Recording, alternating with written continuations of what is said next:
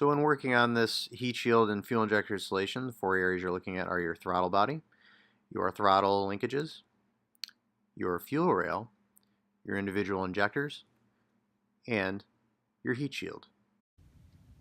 So first, to get to your throttle body, you want to remove the hose. So once that's done, you can go ahead and get this guy out of your way. Now you can get your return hose out of the way. Now go ahead and remove the top of your air box, remove the clips to get it out of your way. And one of the easier ways to go about this is just pop them with a screwdriver. Sometimes you can get it with your hand, but I usually end up fighting with at least a couple of them. And then this guy on the back, it's a little dark. Now you can get your air box out of the way. Now while you have your intake off, you can give a good little inspection of your throttle body. This one still looks very clean. And then you can start working on removing these linkages. Probably the easiest linkage to get off is going to be your actual throttle. And then you'll work on your cruise control. Then this one, you just want to give yourself as much slack as you can, and you can pry it off with a screwdriver. This one I've pre-loosened up, and it'll just slide off of the post. And same with this linkage. If you just rotate it down so you can put downward pressure on it, you'll be able to actually push down and pull it off of the post. Next, you want to remove your actual connector for your throttle body, and that's this little mechanism here to clip it in. You push that down and pull out on it. And you'll need two hands. Once you've got some downward pressure on that clip and you can wiggle it out a little bit, it'll just slide out from the throttle body. Using a screwdriver, you can wiggle that guy loose. So next, there's a clip here that you need to remove right here, and this is actually the release button for it. And if you just wiggle these a little bit, you can get them out. I pre-loosened this one, and it comes out like so. Next, remove your throttle body. There are 4 bolts. 1, 2, 3, and 4. So next, using a 10mm socket, you can just go ahead and remove the bolts for your throttle body. With all of this done and out of the way, now you can just go ahead and remove your throttle body. Now to remove your throttle linkages and your cruise control linkages, you can either just unclip these, pull these out, and fold them back. I want more room than that, so I'm going to roll and just pull this 10mm bolt here and this 10mm bolt right here, and just pull the whole thing and get it up out of the way. So I'll start by pulling this guy right here, and then moving on to this one right here. So next, you can go ahead and pop the linkages out of the way. You're going to come up here, remove them from their retainers,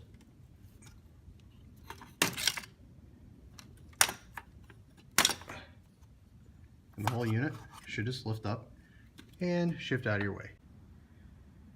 So now, if you want to see why you may be having heat soak issues, is cylinder 1 and 2, they don't really need so much of a shield, but cylinder 3, which needs the shield, the actual shielding is actually deteriorated, and well, it's not really guarding it at all. This little guy is just absorbing all of that heat, and that's why it's vapor locking. So next, you want to remove this wiring harness here. It just supports it above the block to protect the wires inside. You need even pressure removing it because, as you can see, whoever's messed with this before has actually cracked it.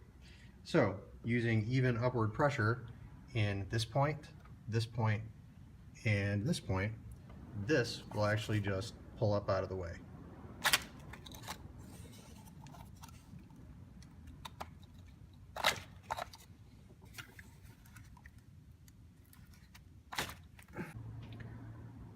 Now, with that out of the way, without removing the wiring harnesses, of course, this will, well, looks like it's just going to pull out in pieces. This thing is just toast.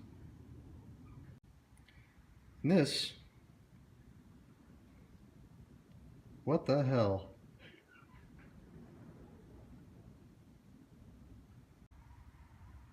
Now, if all you were doing was replacing this heat shield, all you do is snake this in behind the wiring harness, put it in a position, and then using the supplied plastic fastener, you would put that into the top of the manifold, and that would secure this in place, and you'd basically be done, and then assembly is reverse of disassembly.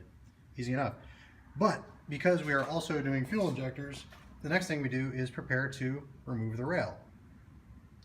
So we prepare doing this by labeling our cylinders 1, 2, 3, 4, 5, and 6.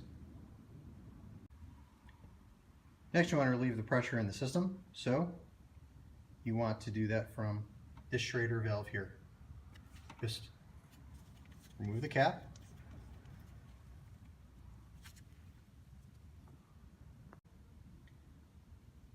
Place rags or cloth underneath so you can catch the gas. And go ahead and depress the Schrader valve to release the gas. Using a 5/16 fuel line disconnect tool, go ahead and get this onto the linkage, push it in, and separate your fuel line. Next, there are 4 10mm bolts to pull out, here, here, here, and one back there.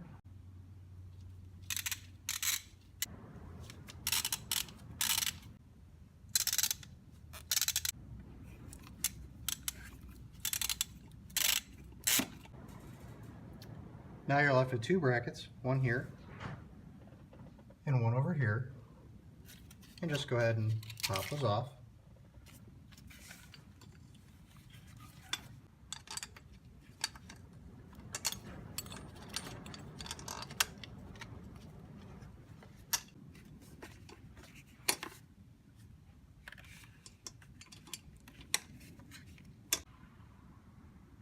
Now you're ready to start removing the wiring connectors for your fuel injectors. Now mine are broken, but the one that works properly, you want to lift up on the red tab, you use a screwdriver for it, press down on the black top tab above that, and remove it. And you're going to do the same for the rest of them.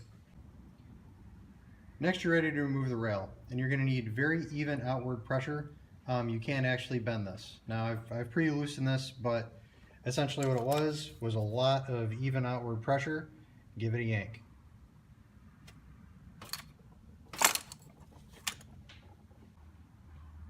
Now go ahead and remove your fuel rail, being careful to keep it tipped up to keep the fuel from spilling out.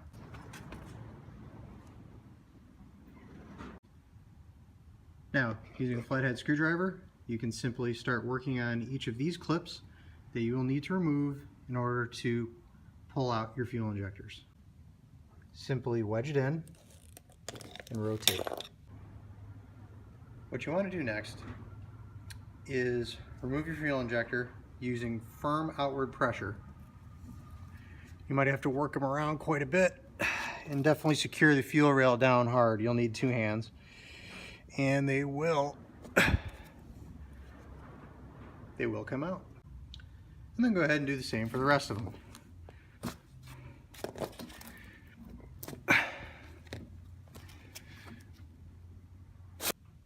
Now from the looks of it, we only have 1 straggling O-ring, but you want to check all of your injector ports, and you can just work these out with a flathead screwdriver. And then go ahead and reassemble. These ones are real tight going back in, so just stay with it. Just keep them in straight and work them back and forth, and they'll make it in. So, split here lines up with there, and you just go ahead and press these guys on.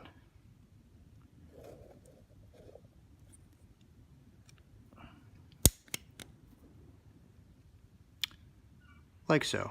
and do the same for the other 5.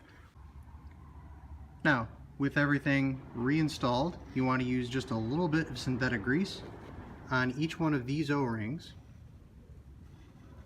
to ease the insulation back into the block. Now with all this out of the way, you'll simply put your heat shield back behind the wiring harness, making sure that this lines up with cylinder 3, and then insert your plastic clip. Now with the new insulator in place, you're going to insert your fastener into the hole, and now we're done inserting the heat shield.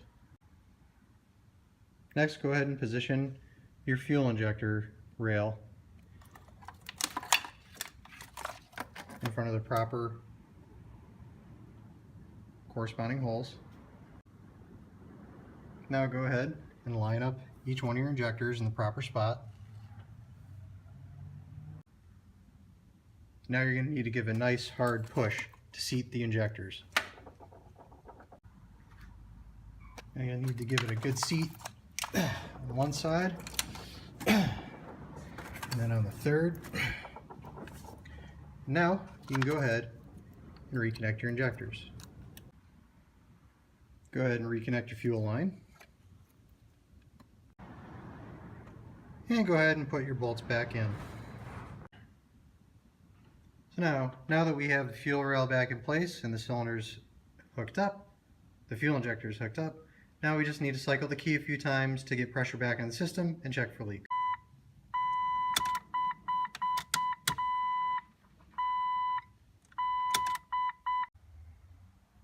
Now once you're checking for leaks, you'll have to determine where it's coming from. In this case, I had something odd. So I did have injectors 5 and 6 leaking, and I had to replace the O-rings on those, and I swapped them from the old injectors, go figure. But then I found this. There's actually some wear and tear on the actual fuel supply line, and I have a little bit of a leak right there. So that's a video for another time, but once you determine where the leaks are coming from, you can go ahead and get cracking on it. But we'll continue with assembly. Next, we'll put in our throttle body and tighten down our bolts and reconnect your wiring harnesses.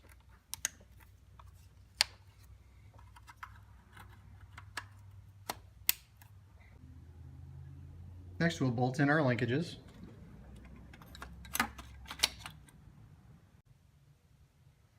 And before we wrap up getting all the linkages put together, we're going to insulate injector 3 with the included insulation wire. So after cutting this in half, you will want to sneak it in underneath cylinder 3, underneath the fuel rail. You're going to work it in and make sure that it cradles underneath the injector to shield it from the bottom. And you may need to bend your new insulator out of the way just in case. Next, notch out the top insulation like so. And then go ahead and fit the notched out piece around your injector. Now once this is insulated and in place, if you really want to, you can zip tie it in place, which I've decided to do. Now go ahead and reconnect your linkage. Now whenever I disconnect my throttle linkage, I like to grease it a little bit just before I reconnect it.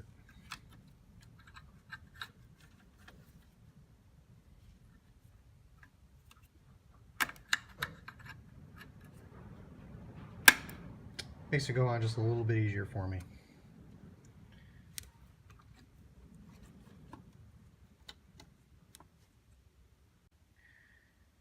And with your linkage back together, now you can add your air box back in.